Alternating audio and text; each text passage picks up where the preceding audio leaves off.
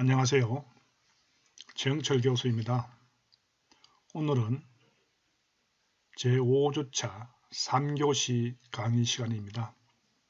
그러면 교재에 들어가서 같이 한번 살펴보도록 하겠습니다.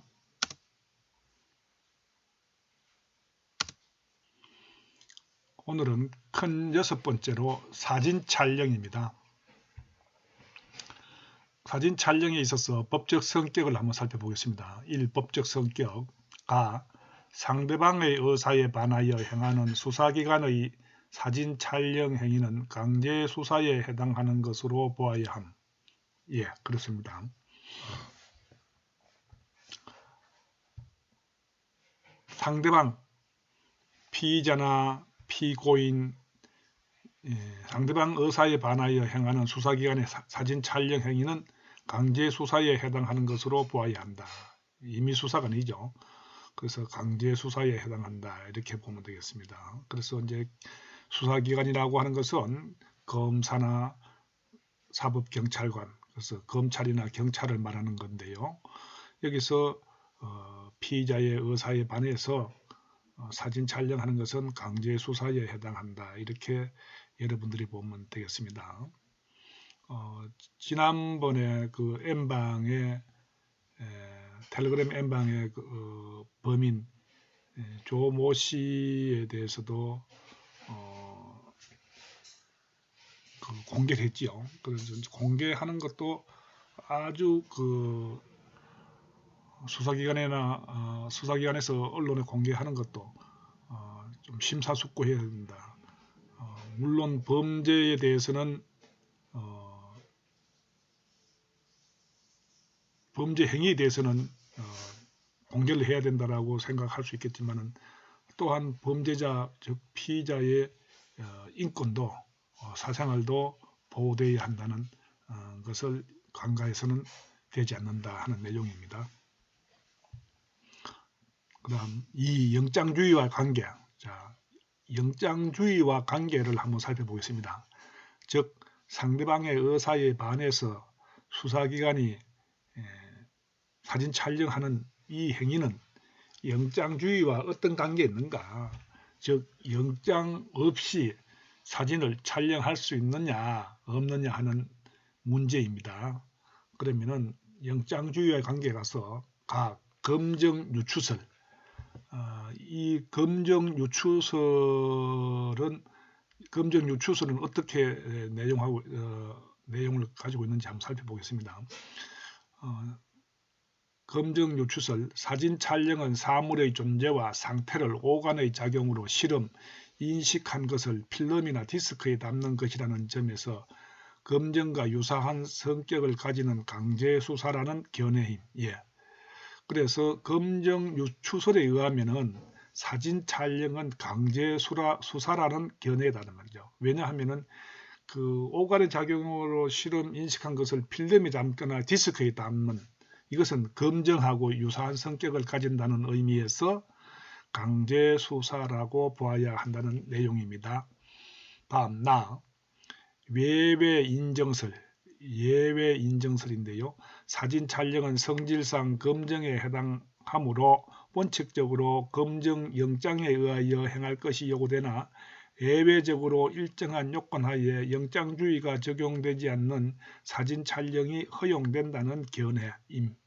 예, 그렇습니다. 예외 인정설은 원칙은 사진 촬영은 검정에 해당되므로 원칙은 검정 영장에 의해서 사진 촬영하는 것이 원칙이나 예외적으로 일정한 요건하에 영장주의가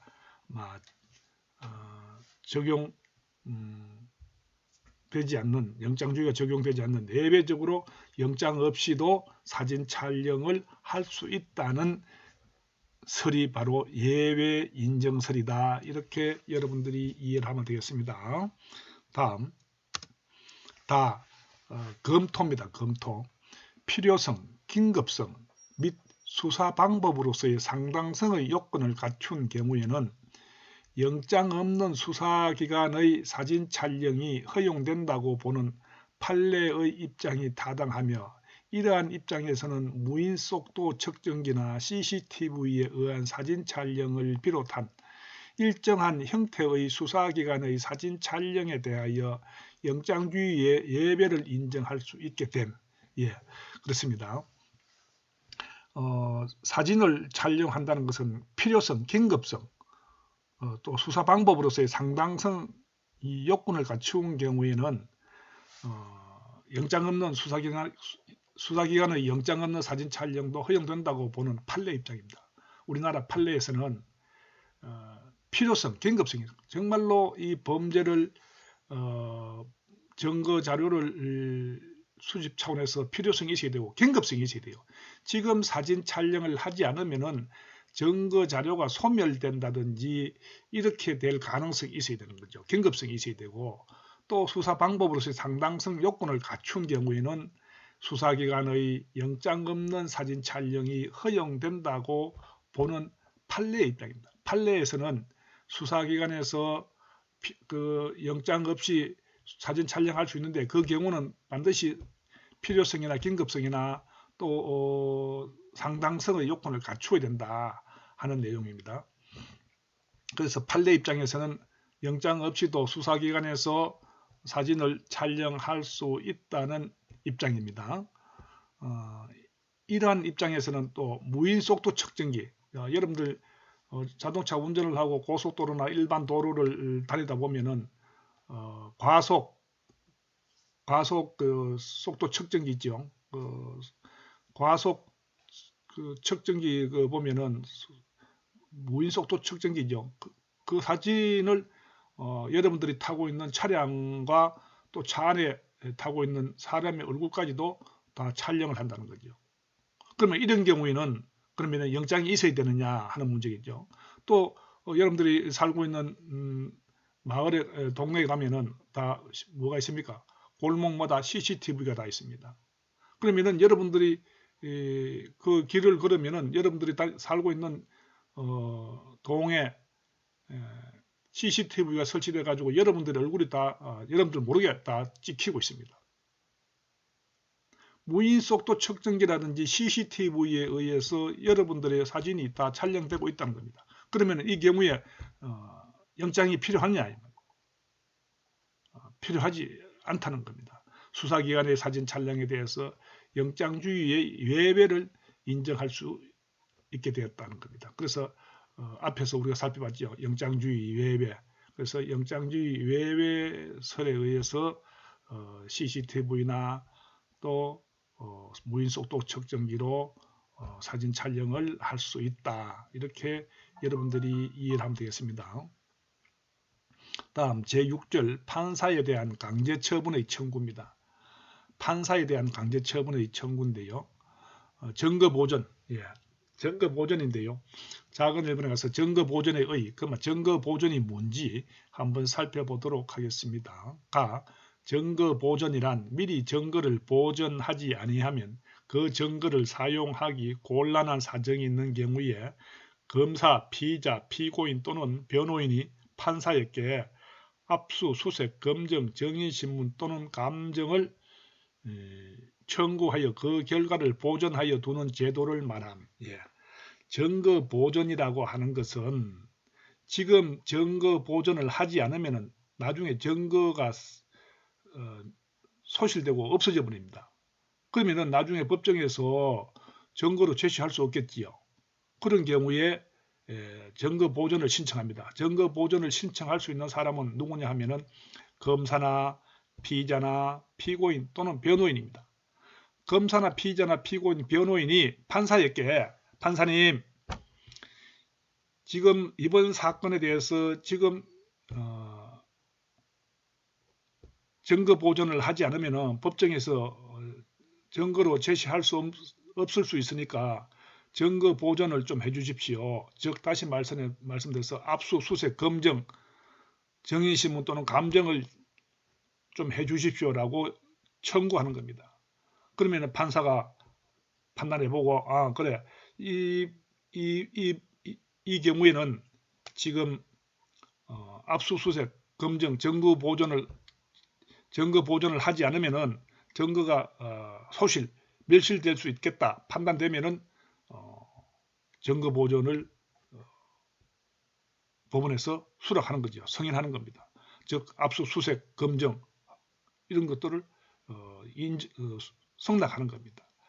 그래서 이 경우는 지난 시간에도 제가 설명드렸습니다. 자, 어떤 물건이 이번 재판에 그 증거 자료인 경우가 있겠죠. 그래서 그 물건이 부패하지 않고 그냥 재판 때까지 그냥 있는 이런 물건이라면 관계없습니다만 물건이 예를 들어서 부패하고 썩는다는 거죠. 예를 들면 뭐 소고기다. 소고기를 오래 놔두면 썩어버리잖아요. 그러면 증거 자료로 제시할 수 없잖아요. 그러면은 이것을 증거 자료로 제시하기 위해서는 다른 다른 기관이나 다른 개인의 어떤 수탁하는 거죠. 그래서 냉동실에 이어가지고 소고기가 부패하지 않도록 이렇게 조치하는 이것도 하나의 압수수색 검정 하나에 해당되는 거죠. 또 예를 들면은 사람이 재판이 이제 진행되고 있는데 얼마 후에 이제 재판이 진행될 예정인데 그때 그 상황을 본 증인이 있어요. 증인이 있는데 증인이 지금 나이가 많아서 병원에 입원해 있습니다. 그러면은 언제 죽을지 몰라요. 그 사망이 내일 사망할지 모레 사망할지 즉 재판이 그 법원에서 재판이 열리기 전에 증인이 사망할 수도 있어요. 그러면은 재판 때 증인으로 출석할 수 없잖아요. 그러면은 증인으로 채택할 수가 없어요.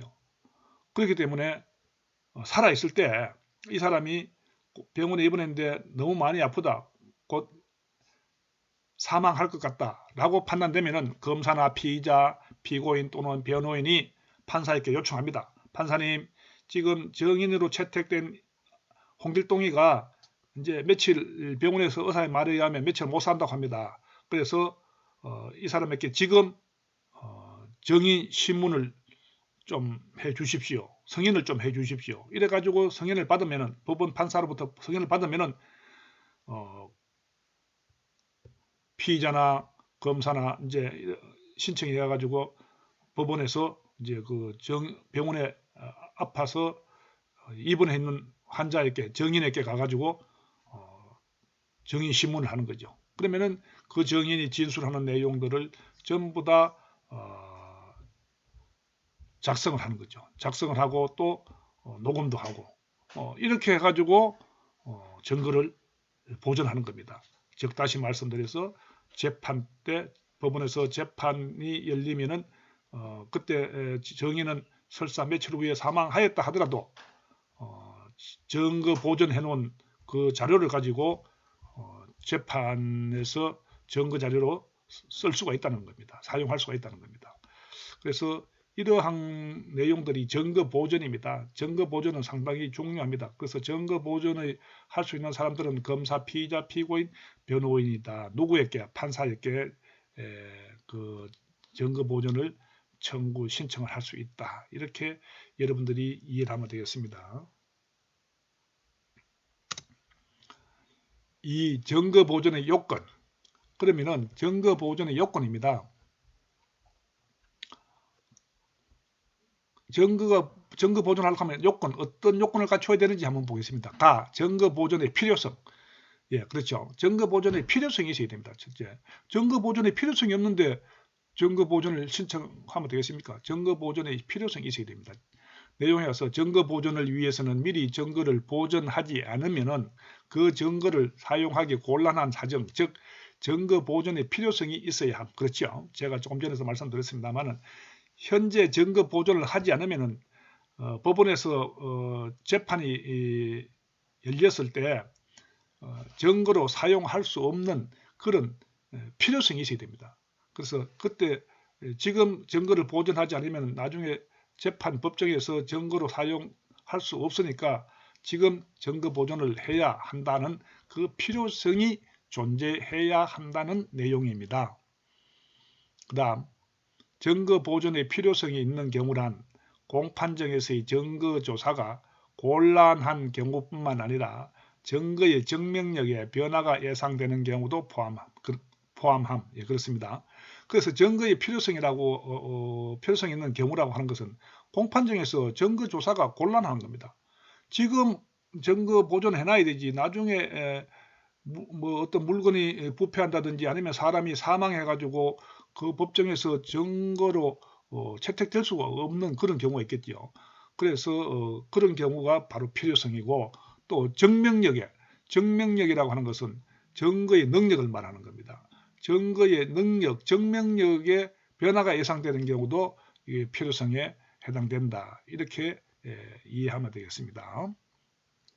다음, 증거물의 멸실. 그렇죠. 제가 아까 말씀드렸죠. 증거물의 멸실, 훼손, 은닉, 변경의 염려, 정인의 사망. 아까 말씀드렸죠. 정인 사망. 장기 해외 체류, 정은 불능의 가능성, 검정 현장의 변화 가능성, 감정 대상의 멸실, 훼손, 변경의 염려나 감정인을 정인으로 신문하지 못하게 될 위험성이 있는 경우에 여기에 해당함. 그렇죠. 여기서는 이제 증거 보존의 그 필요성입니다. 그래서 그냥 두면은 증거물이 뭐 멸실한다든지 부패해가지고 훼손한다든지 뭐 누가 은닉 감출 수도 있고 없어질 수도 있고 사라질 수도 있고, 그 다음에 뭐 정인이 사망할 수도 있고, 또 장기 체류, 해외 체류, 정인이 해외 나가가지고 뭐 우리나라에 돌아오지 않을 그런 가능성이 있는 사람, 이런 사람들은 그 사람이 떠나기 전에, 해외로 나가기 전에 판사에게 요청해가지고 증거 보존은 신청을 해야 됩니다. 증거 보존을 해놔야 됩니다. 그래야 그 사람이 사망했든지 해외로 장기 해외 체류를 하더라도 재판정에서 증거로 사용할 수가 있는 겁니다. 그 다음에 정은 불능의 가능성, 검정 현장의 변화 가능성, 감정 대상 멸실 훼손 뭐 이런 것들이 발생할 우려가 있는 경우는 사전에 공판 개시 전에 검사나 피의자나 피고인, 변호인이 판사에게 요청해가지고 신청해가지고 증거 보존을 해야 한다 하는 내용입니다. 다음, 제1회 공판 기일 전. 그렇습니다. 반드시 증거 보존의 요건은 제1회 공판 기일 전입니다. 그래서 이제 1회 공판 기일 전이라고 하는 것은 뭐냐면은, 이제 어떤 사람이 범죄를 저질러서 재판을 받겠죠. 공판이 열리는데, 재판이 열리는데 1심 판결에서 지방법원에서 재판이 한 번 만에 끝나는 게 아닙니다. 여러 번의 공판이 열립니다. 그때 여러 번 뭐 5회, 3회, 7회 뭐 이래 여러 번 공판 재판이 열리는데, 그때 그 1심 판결입니다.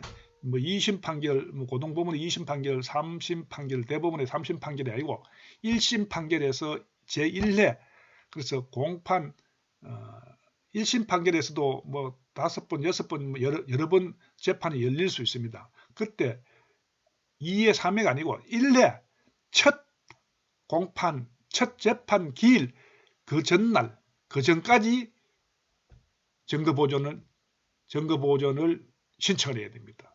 그래서 제1회 공판 기일이 되어서는, 공판 날짜가 되어서는 증거 보존을 신청할 수 있다 없다? 없습니다. 반드시 제1회 공판 기일 전까지 변호사나 검사나 피의자나 피고인은 판사에게 증거 보존을 신청해야 한다 하는 내용입니다. 다음, 증거 보존은 제1회 공판 기일 전에 하나여 할 수 있다. 그렇죠. 증거 보존은 제1회 공판 기일 전에 하나여 할 수 있다. 제1회 공판 기일 후에는 수소법원에 의한 증거의 수집과 조사가 가능하므로 판사에게 증거 보존을 청구할 필요가 없기 때문에 그렇습니다. 제1회 공판 기일 전에 하나에서 검사나 피의자나 피고인, 변호인이 판사에게 증거 보존을 신청할 수 있습니다만은 1회 공판 기일 후에는 그 수소법원에서 증거의 수집과 조사가 가능함으로 인해 가지고 판사에게 증거 보존을 청구할 필요가 없어지는 거죠. 그 법원에서 증거자료 수집과 조사가 가능하기 때문에 그냥 하면 됩니다. 그때는 피의자나 피고인, 변호사나 검사의 증거보전 신청이 필요가 없다는 내용입니다. 다음 제1대 공판 기일이란 수소법원에서 증거조사가 가능한 단계를 의미함. 그렇죠? 네, 그렇습니다. 그 다음 3. 증거보전의 절차입니다. 증거보전의 절차. 그러면 증거보전의 우리의 필요성에 대해서 알아봤고 절차는 어떤지 한번 보겠습니다. 요건에 대해서도 알아봤고 그러면 어떤 절차를 거쳐야 되는가 한번 봅니다. 가. 증거보전의 청구권자는 검사, 피의자, 피고인 또는 변호인이 그렇죠. 변호인이다. 피고인은 공소제기 후 제1례 공판 기일 이전의 피고인을 의미함. 그렇습니다. 증거보전의 청구권자는 앞에서 설명드렸죠. 검사, 피의자, 피고인 또는 변호인입니다. 그래서 피고인은 공소제기 후 1례 공판 기일 이전의 피고인. 그래서 이때 피고인은 공판 제기 후 1례 공판 기일 이전입니다. 1례 공판 기일 이전의 피고인을 의미한다. 그러면 공판 기일 이후에는 변호사가 아니라 법원에서 수소법원에서 증거자료 수집 조사가 가능하기 때문에 검사나 피의자, 피고인, 변호인이 청구할 필요 없겠죠. 증거보전을 청구할 필요가 없습니다. 그때는 수소법원 자체에서 증거 수집과 조사를 할 수 있다. 이렇게 이해를 하면 되겠습니다. 그 다음 증거보전을 청구할 수 있는 것은 압수수색, 검정, 증인신문 또는 감정이다. 따라서 증거보전 절차에서 피의자 또는 피고인의 신문을 청구할 수는 없음. 그렇습니다. 증거보전 청구할 수 있는 것은 압수수색, 검정, 증인신문 또는 감정인데 따라서 증거보전 절차에서 피의자 또는 피고인의 신문을 청구할 수는 없는 거죠. 증거보전 절차에서는 신청해서 하면 되겠죠. 4. 증거보전 후의 절차입니다. 증거보전 후의 절차. 자, 증거보전 후의 절차는 어떻게 되는지 살펴보겠습니다. 가. 증거보전 절차를 통하여 압수한 물건 또는 작성한 서류는 증거보전을 행한 판사가 소속한 법원에서 보관한다. 그렇죠? 따라서 검사가 청구인 때에도 증거보전 결과를 검사에게 송부하지 아니함. 그렇습니다. 자, 검사나 피고인이나 변호인이나 피의자가 법원 판사에게 증거보전을 청구를 합니다. 증거보전 신청을 합니다. 하면은 그 판사는 증거보전 절차를 통하여 압수한 물건 또는 작성한 서류가 있겠죠. 물건을 압수를 했다든지 증거보전을 위해서 작성한 서류가 있다든지 이러한 증거보전을 행한 판사가 소속 법원에서 자기가 속해 있는 법원에서 보관하는 겁니다. 이것을 검사가 증거보전을 청구했다고 해가지고 법원 판사가 압수한 물건이라든지 작성한 서류를 그 검사에게 증거보전 결과를 검사에게 송부하지 않는다. 송부하지 않고 검사에게 송부하지 않고 그 증거보전을 행한 판사가 소속한 법원에서 보관한다. 이렇게 여러분들이 이해를 하면 되겠습니다. 이것은 그 검사가 청구했다고 해가지고 법원 판사가 검사에게 증거보전 결과를 송부하는 것이 아니고 그 증거보전을 행한 판사가 소속 법원에서 보관한다. 이렇게 여러분들이 이해를 하면 되겠습니다. 다음 2. 판사에 의한 증인신문. 판사에 의한 증인신문입니다.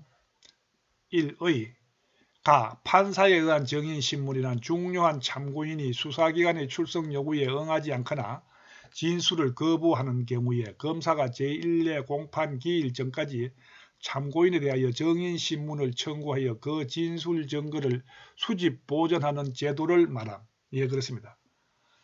요거는 판사에 의한 증인신문이라고 하는 것은 뭐냐 하면은 어떤 재판이 이제 공소가 제기돼 가지고 어떤 재판이 이제 열릴 예정인데 그러면은 그 참고인을 수사기관에서 부를 수 있겠죠. 참고인. 참고인은 피의자도 아니고 피고인도 아니고 피해자도 아니고 제3의 인물인데 참고인을 부르는 겁니다. 수사를 위해서 참고인의 진술이 필요한 경우가 있겠죠. 그래서 참고인이 수사기관의 검찰이나 경찰의 그 출석 요구에 응하지 않는 경우가 있겠죠. 참고인이 경찰에서 홍길동 씨 지금 우리 경찰에 좀 나오십시오. 뭐 사건에 대해서 참고인으로 우리가 좀 수사할 내용이 있습니다. 참고인으로 좀 와주십시오라고 요청했는데도 출석 요구를 했는데도 참고인이 진술을 거부하는 경우에 응하지 않거나 진술을 거부한 경우에 검사는 제1례 공판 기일 전까지 참고인에 대하여 정의신문을 청구하여 그 진술 증거를 수집 보존하는 제도를 판사에 의한 정의신문이다. 이거는 어디다가 신청하냐면은 법원에다가 신청하는 겁니다. 그 다음에 이 정의신문의 요건가 정의신문의 필요성. 그러면 정의신문의 요건에 있어서 정의신문의 필요성이 있어야 됩니다. 앞에서 우리가 또 공부를 했습니다만은 정의신문의 필요성이 없는데 그 정의신문을 신청하면은 청구하면 안 되겠죠. 반드시 정의신문의 필요성이 있어야 된다. 즉 내용에 가서 살펴보면은 정의신문의 필요성은 범죄 수사에서 없어서는 아니 될 사실을 안다고 명백히 인정되는 자가 수사기관에 대하여 출석이나 진술을 거부하는 경우에 인정됨. 그렇죠. 이번에 어떤 범죄 사건이 하나 있었는데 사람이 죽고 사람이 사망하고 살해되고 했는데 범인을 검거하는 데 있어서 그때 그 목격자가 있어요. 목격자는 참고인입니다. 그 참고인을 데리고 와서 참고인을 불러가지고 출석 요구를 해서 참고인에게 그 당시에 범인의 인상착의라든지 이런 것들을 전부 다 진술서를 받아야 되는데 그 참고인이 수사기관의 출석에 응하지 않거나 또 진술을 거부하는 경우 이때는 정의신문이 필요하다는 겁니다. 그래서 반드시 정의신문이 필요한 경우에 판사에 의한 정의신문을 청구할 수 있다 하는 내용입니다. 다음 범죄 수사에 없어서는 아니 될 사실이란 범죄의 성립 여부에 관한 사실뿐만 아니라 정상에 관한 사실로서 기소 불기소의 결정과 양형에 중대한 영향을 미치는 사실도 포함함. 예, 그렇습니다. 범죄 수사에서 없어서는 안 될 사실이라고 하는 것은 어떤 범죄가 발생했는데 그 범죄가 발생했는데 지금 범인이 누군지도 모르는데 이 범인을 본 사람이 있어요. 그 본 사람은 참고인이라는 거예요. 참고인이죠. 그래서 범죄 수사에서 없어서는 안 될 그런 사실, 그래서 범죄 성립 여부에 관한 사실뿐만 아니라 또 기소, 불기소, 그 참고인이 어떤 진술을 함으로 인해 가지고 기소할 수도 있고 또 불기소할 수도 있어요. 그런 결정, 또 양형이라고 하는 것은 범죄의 즉 다시 말해서 징역 1년으로 처벌받을 것인가, 징역 5년, 10년으로 처벌받을 것인가, 형벌의 양, 그래서 형벌의 양에도 영향을 미친다 이 말이죠. 그 범죄 수사에 없어서 아니 될 사실이라고 하는 것은 양형에도 영향을 미치고 양형에 중대한 영향을 미치는 사실. 그 참고인이 나가지고 진술을 함으로 인해 가지고 징역 10년도 선고받을 수 있는 내용이 된다든지, 그만에 그 사람이 참고인이 없으면 징역 1년도 처벌할 수 없지만은 그런 상황이지만은 만약에 참고인 나가지고 진술해가지고 징역 5년, 10년도 선고할 수 있는 그런 경우에는 범죄 수사에 없어서는 아니 될 사실이다.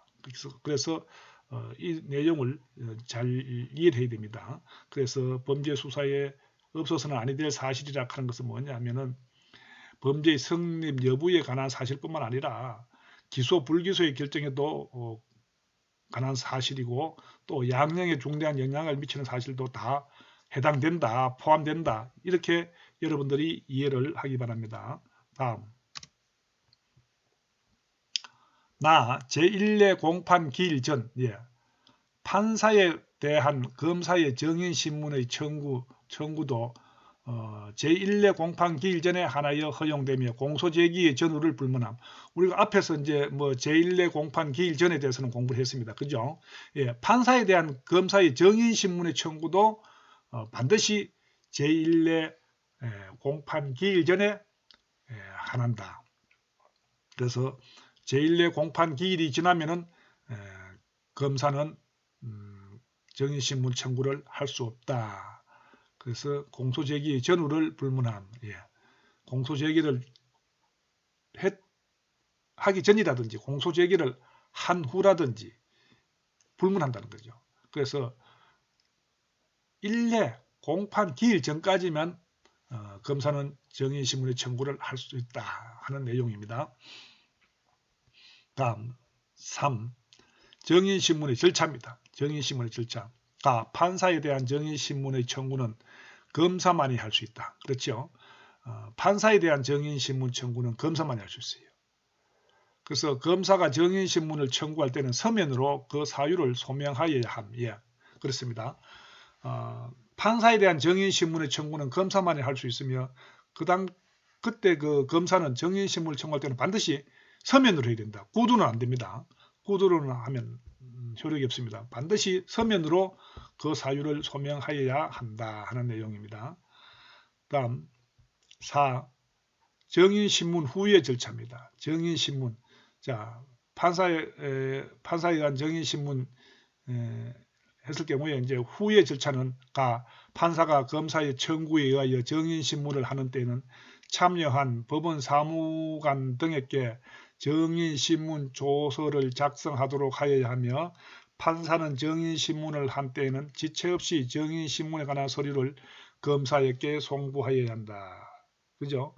우리 앞에서 했던 내용은 그게 이제 법원 소속 판사 소속 법원에서 보관합니다만은 정인신문 후의 절차에 있어서 판사에 의한 정인신문에 있어서는 반드시 이거는 청구한 검사에게 송부를 해야 됩니다.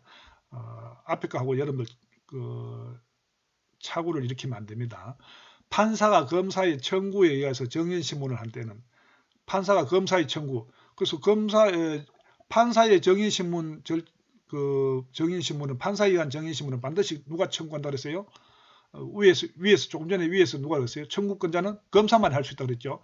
그래서 검사가 판사에 의한 정인신문을 청구를 합니다. 청구를 하면은 그때 그 판사는 참여한 법원 사무관 등에게 정인신문 조서를 작성하더래요.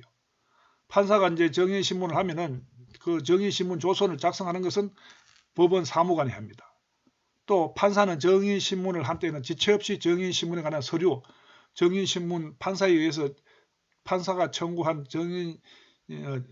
청구한 판사 정인신문에 관한 서류를 검사에게 송부를 해야 돼요. 그래서 검사가 청구한 정인신문을 한 경우에는 그 정인신문 했는 내용 그 담겨 있는 서류를 검사에게 보내야 한다 하는 내용입니다. 다음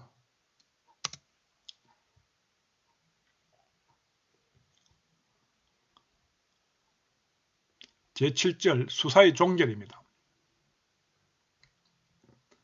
수사의 종결. 큰 1번에 가서 검사의 수사 종결. 1. 작은 1번이죠. 수사 종결의 의. 수사 종결이 뭔지 한번 살펴보겠습니다. 수사의 종결이란 공소제기 여부를 결정할 수 있을 정도로 피사건이 밝혀졌을 때 행하는 검사의 처분을 말함. 수사 종결, 수사를 이제 마친다는 거죠. 끝낸다는 겁니다. 그래서 수사의 종결이라는 공소제기 여부를 결정할 수 있을 정도로 피사건이 밝혀졌을 때 행하는 검사의 처분을 수사 종결을 한다. 그래서 검사가 수사를 다 해가지고 이거는 공소제기 해야 되겠다. 이거는 공소제기 해서는 안 되겠다. 뭐 이런 게 있겠죠. 그래서 공소제기 여부를 결정할 수 있을 정도로 완전히 그 피사건이 밝혀졌을 때 그때는 행하는 검사의 처분이 수사 종결이다. 이렇게 이해를 하기 바랍니다. 다음 검사는 범죄 사실이 명백하게 되었거나 또는 수사를 계속할 필요가 없는 경우에 수사를 종결함. 그렇죠? 검사는 어떤 범죄자에 대해서 수사를 했어요. 수사를 해가지고 범죄 사실이 명백하게 드러났어요. 드러나면 수사 종결해야지요. 또 수사를 계속할 필요가 없는 경우가 있겠지요. 수사해 보니까 이거는 아니다. 이 사람은 범인 아니다. 이런 경우는 수사를 종결해야 한다는 겁니다. 그 다음 수사를 종결하여 공소를 제기한 후에도 수사의 필요성이 있는 경우에는 수사를 할 수 있고 불기소 처분을 한 후에도 다시 수사를 제기하거나 공소를 제기할 수 있음. 예, 그렇습니다. 자, 검사가 어떤 범죄자를 수사를 해가지고 공소를 제기했어요. 공소를 제기한 후에도 또 어떤 새로운 내용이 드러나가지고 수사할 사항이 있으면 수사를 해가지고 그 공소 제기한 법원에다가 그 수사한 서류를 보내면 되는 겁니다. 송치를 하면 되는 겁니다. 보내면 되죠. 예, 송구를 하면 됩니다. 그 다음에 불기소 처분을 한 후에도 수사를 할 수 있고 불기소 처분을 한 후에도 다시 수사를 제기하거나 공소를 제기할 수 있어요. 불기소 처분했어요. 검사가 불기소 처분했어요. 불기소 처분했는데도 다시 수사를 제기하거나 공소를 제기도 할 수 있어요. 불기소 처분한 후에도 이건 해보니까 나중에 범죄가 더 중한 큰 범죄가 드러났다. 이렇게 되면은 다시 공소를 제기하는 거죠. 그래서 다시 불기소 처분한 후에도 다시 수사를 제기하거나 공소를 제기할 수 있다는 내용이다. 이렇게 여러분들이 이해를 하면 되겠습니다. 다음 2. 수사 종결 처분의 종류. 수사 종결 처분의 종류입니다. 공소의 제기. 공소의 제기인데요. 공소 제기 이거 앞에서 우리가 또 제가 전에도 한번 설명을 드렸는데요. 검사는 수사 결과 범죄의 객관적 혐의가 충분하고 소송 조건이 구비되어 유죄 판결을 받을 수 있다고 인정할 때는 공소를 제기함. 예. 공소 제기자는 누굽니까? 검사입니다. 검사가 어떤 사람을 수사를 해가지고 이 사람은 법원에 가서 재판을 해가지고 처벌받도록 해야 되겠다. 유죄 판결을 받을 수 있다고 인정될 때는 객관적 혐의가 충분하고 소송 조건이 구비돼가지고 유죄 판결을 받을 수 있다고 인정할 때는 검사는 법원에다가 공소를 제기한다는 겁니다. 그래서 공소를 제기한다. 그래서 그 공소 제기는 검사가 유죄 판결을 받을 수 인정할 때는 공소를 제기하는 겁니다. 그 서류를 공소장 전부를 그 법원에다가 제출하는 겁니다. 그게 바로 공소 제기입니다. 그래서 공소라고 하는 것은 공소 제기라고 하는 것은 검사가 수사를 해가지고 그 수사한 내용 공소장이 있죠. 공소장을 법원에다가 제출하는 겁니다. 그러면 법원은 그 공소장을 보고 재판을 열게 되겠죠. 재판을 열어가지고 뭐 범죄가 중하면 징역 3년, 5년 이렇게 선고를 하는 거죠. 그래서 검사가 공소를 제기한다는 것은 법원에다가 이 사람 재판해가지고 처벌해 주십시오라는 의미가 담겨 있다. 이렇게 여러분들이 이해를 하면 빨리 이해가 되겠죠. 예, 다음. 공소 제기는 수사 종결의 가장 전형적인 형태라고 할 수 있는데 검사가 공소장을 관할 법원에 제출함으로써 이루어짐. 그렇습니다. 공소 제기는 수사 종결의 가장 전형적인 형태입니다. 다 수사를 해가지고 이제 마지막으로 법원에다가 공소를 제기하는 겁니다. 그래서 수사 종결의 전형적인 형태입니다. 뭐 여러 가지 불기소나 뭐 이런 것도 있습니다만은 공소 제기는 수사 종결의 가장 전형적인 형태다. 이렇게 이해하면 되겠습니다. 공소 제기하면은 뭐 거의 뭐 수사는 종결된다고 봐야 됩니다. 또 앞에서 공부를 했습니다만은 공소 제기한 후에도 검사가 수사를 할 수는 있습니다. 할 수는 있지만은 보통 공소 제기하면은 수사는 막 종결되는 것으로 본다. 그 다음 검사가 공소장을 관할 법원에 제출함으로써 이루어지는 거죠. 그래서 검사가 공소장을 관할 법원에 제출하는 거예요. 그것이 바로 공소 제기입니다. 그죠? 검사가 공소장을 관할 법원에 제출함으로써 이루어지는 것이 공소 제기다. 이렇게 여러분들이 이해를 하기 바랍니다. 다음 검사는 약식 사건의 경우에는 공소 제기와 동시에 약식 명령을 청구할 수 있음. 예, 그렇습니다. 이 내용은 뭐냐면은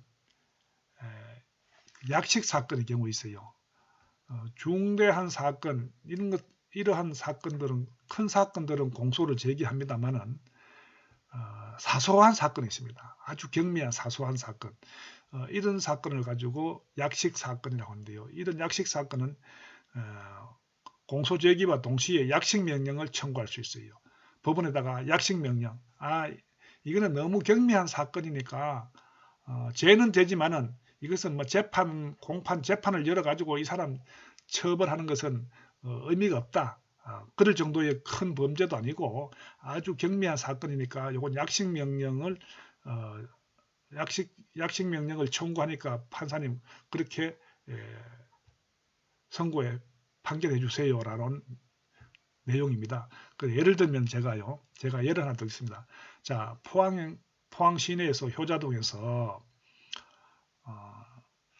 포장마차를 합니다. 여러분들 포장마차는 허가를 내고 합니까? 보통 안 내고 합니까? 허가가 없지요. 원칙은 뭡니까?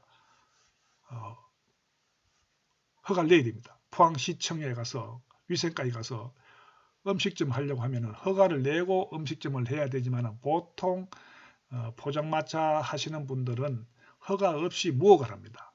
그러면은 무허가로 음식점을 하게 되면은 누가 신고를 하게 되면은 반드시 경찰에서나 구청 위생과에서 단속을 하게 됩니다. 그러면은 이 경우에 약식 사건입니다. 그래서 이 경우는 재판을 열어서 처벌하는 것이 아니고 검사가 약식 명령을 법원에다가 청구를 합니다. 약식 명령을 청구하면 법원 판사는 그래 이 사건은 재판 열 가치가 없다. 그래서 검사가 약식 명령을 청구했기 때문에 그래서 약식 명령으로 판결하는 거죠. 그러면 보통 징역 이런 건 아니 되고요. 벌금이죠. 벌금 20만 원, 30만 원, 50만 원 이러한 내용 여기에 해당되는 경미한 범죄 사건에 대해서는 보통 약식 명령을 청구를 한다. 검사가 청구를 합니다. 검사가 청구하면 판사가 판결하는 거죠. 그래서 아주 경미한 사건은 법원에 공소를 제기하는 것이 아니고 약식 명령을 청구한다. 이렇게 여러분들이 이해를 하면 되겠습니다. 다음 불기소 처분입니다. 공소 제기하는 경우가 있고 검사는 수사를 해가지고 공소 제기하는 경우가 있고 그 다음 두 번째는 불기소 처분이 있어요. 불기소 처분은 뭐냐 하면은 협의의 불기소 처분. 검사가 처음부터 적법한 공소를 제기할 수 없는 경우에 내리는 처분으로 그 이유는 혐의 없음, 죄가 안 됨, 공소권 없음, 각하 네 가지가 있어. 그래서 공소 제기하는 방법이 있고 이거 검사가 수사를 해보니까 이거는 제 범죄가 명백하다 이렇게 판단되면은 공소를 제기하는 겁니다. 그런데 공소 제기할 수 없는 경우가 있어요. 수사를 해보면은 공소를 제기할 수 없는 경우가 있어요. 그 경우에 내려지는 처분이 네 가지가 있는데 그게 뭐냐면은 혐의 없음, 죄가 안 됨, 공소권 없음, 각하 이렇게 네 가지가 있습니다. 그래서 이 네 가지에 대해서 한번 살펴보도록 하겠습니다. 다음, 검사는 피의사실에 관하여 공소를 제기하며 충분한 객관적 혐의가 인정되지 않는 경우에는 혐의 없음을 이유로 불기소 처분을 하며 그렇습니다. 검사가 피의사실에 대해 가지고 범죄인에 대해서 조사를 했어요. 조사를 해보니까 공소를 제기하는 데 있어서 충분한 객관적 혐의가 있어야 공소를 제기하는데 충분한 객관적 의미가 없는 거예요. 그런 경우에는 혐의 없음을 이유로 해가지고 불기소 처분한다. 그럴 경우에는 서류에다가 혐의 없음 이렇게 해가지고 불기소 처분한다 하는 내용이고요. 다음 피사실이 범죄 구성 요건에는 해당하나 법률상 범죄의 성립을 조각하는 사유가 있어 범죄를 구성하지 아니한 경우에는 죄가 안 됨을 이유로 불기소 처분함. 그렇습니다. 여러분들 제가 앞에서 설명드렸지요. 범죄가 성립하려고 하면은 무엇이 만족돼야 된다고 이야기했습니까? 첫째, 구성요건에 해당돼야 되고 둘째, 위법성이 있어야 되고 셋째, 책임성이 있어야 된다고 이야기했습니다. 그래서 구성요건도 설명했고 위법성 조각사유도 다 설명했지요. 그렇죠? 위법성 조각사유가 뭐 있습니까? 첫째, 정당 방위, 정당 행위, 그 다음에 경급 피난, 또 또 뭐 있습니까? 긴급피난, 그 다음에 피해자 성락에 의한 행위, 이런 것들 있죠. 그래서 범죄가 성립하려고 하면은 구성요건에 해당도 되고 위법성도 있어야 되고 책임성도 있어야 돼요. 그래서 위법성 조각 사유에 해당하면은 위법성이 조각되는 겁니다. 위법성이 없어요. 또 책임성은 형사 미성년자, 만 14세 미만의 자, 그 다음에 심신상실자, 이런 사람들은 책임성이 없어요. 심신상실자는 조현병 환자입니다. 정신분열증, 미친 사람입니다. 이런 사람들이 사람을 살해했다 하더라도 처벌받지 않습니다. 강도를 했다 해도 처벌받지 않습니다. 왜? 책임성이 조각되기 때문에. 그래서 10살 난 아이가 사람을 살해했다고 하더라도 살인죄로 처벌받지 않습니다. 왜? 범죄 구성 요건은 해당되고 위법성도 다 있어요. 그런데 뭐가 없습니까? 책임성이 조각됩니다. 책임성이 조각되기 때문에 범죄자로서 처벌할 수가 없다는 겁니다. 범죄가 성립하지 않는다는 겁니다. 그 내용이 바로 여기 설명하고 있는 겁니다. 검사는 피사실에 관하여 공소를 제기하며 그 내용이죠. 객관적 혐의 인정되지 않는 경우 혐의를 의무를 불기소 처분하며 피사실이 범죄 구성 요건에 해당하나, 그렇죠? 피사실, 어떤 범죄자가 한 행위가 범죄 구성 요건에 해당하고 위법성에는 해당하지만은 범죄의 성립을 조각하는 경우 있어요. 위법성 조각 사유에 해당한다든지 책임성 조각 사유에 해당하면은 범죄를 구성하지 못해요. 범죄가 성립하지 못해요. 범죄가 성립하지 못한다는 것은 처벌할 수가 없습니다. 그 경우에는 죄가 안됨, 이렇게 그 수사 서류에 씁니다. 죄가 안됨을 이유로 불기소 처분한다, 이렇게 여러분들이 이해를 하면 되겠습니다. 그 다음에 피사건에 대하여 소송 조건이 결여된 경우에는 공소권 없음을 이유로 불기소 처분합니다. 그렇죠? 피사건에 대하여 소송 조건이 결여되었어요. 소송 조건이 만족되어야 되는데, 충족되어야 되는데 소송 조건이 결여되면은 이 경우는 공소권 없음 이렇게 해가지고 불기소 처분합니다. 그 다음에 고소 또는 고발 사건에 대하여 더 이상의 수사의 필요성이 없다고 인정되는 명백한 사유가 있는 경우는 사건을 각하함으로써 수사를 종결시키게 됩니다. 그렇죠? 어떤 사람이 고소나 고발했어요. 그래서 수사기관에서 조사를 해보니까 이거는 수사한 고발한 내용하고 전혀 사실이 없어요. 완전 틀린 거예요. 이 경우에는 필요성이 없다고 판단될 경우에는 사건을 각하한다. 그래서 각하한다는 것은 끝낸다는 겁니다. 수사를 종결하게 되는 거죠.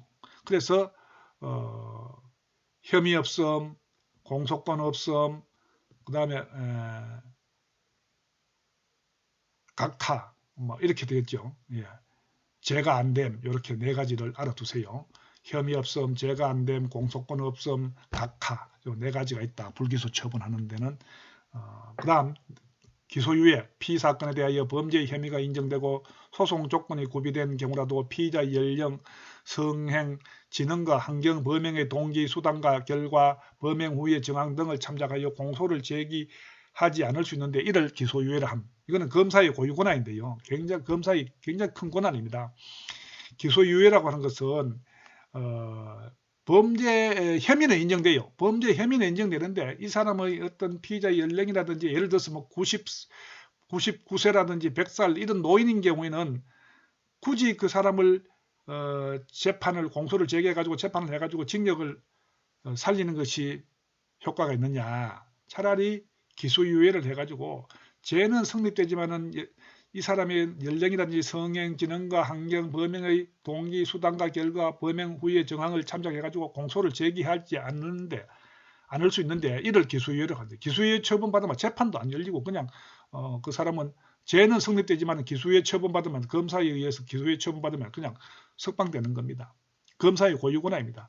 그래서 검사도 이런 경우에는 정당하게 법을 집행해야 됩니다. 그죠? 자기가 아는 사람이라 피의자가 자기가 아는 사람이다. 범죄인이 자기가 아는 사람이라 해가지고 함부로 기소유예 처분하면 절대로 안 됩니다. 그래서 반드시 아까 제가 이야기했습니다만은 나이가 아주 많은 사람이라든지 이 사람은 징역을 보내는 것보다도 처벌하는 것보다도 오히려 처벌하지 않는 것이 더 효과적이라고 판단될 때 검사가 조치하는 것이 바로 기소유예다. 이렇게 여러분들이 이해를 하면 되겠습니다.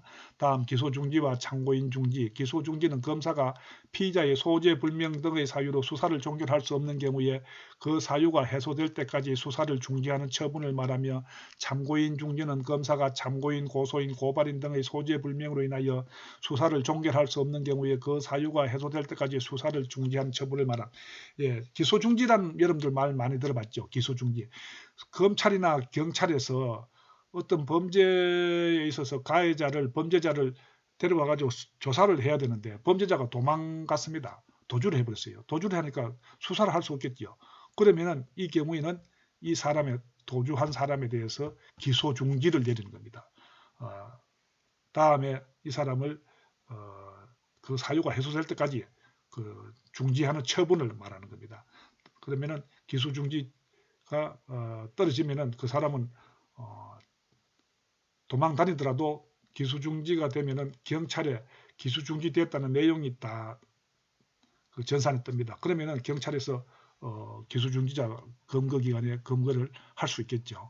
그래서 검거가 되면은 그때 조사해 가지고 처벌을 하면 되겠죠. 그래서 기소 중지와 참고인 중지 알아두시기 바랍니다. 다음 수사 종결 처분의 통지, 고소인 등에 대한 처분 통지. 검사는 고소 또는 고발이 있는 사건에 대하여 공소를 제기하거나 제기하지 않는 아니한 처분, 공소의 취소는 타간 송치를 한 때는 그 처분 날로부터 7일 이내에 서면으로 고소인 또는 고발인에게 그 취지를 통지하여. 예, 그렇습니다.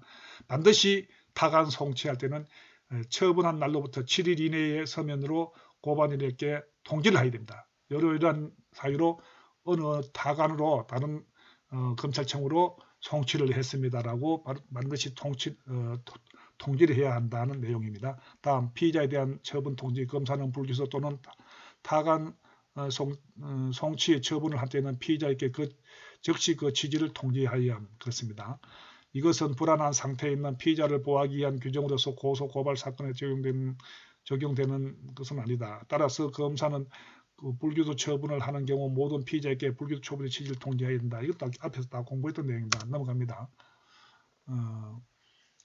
불기소 처분에 대한 불복, 검찰 항고.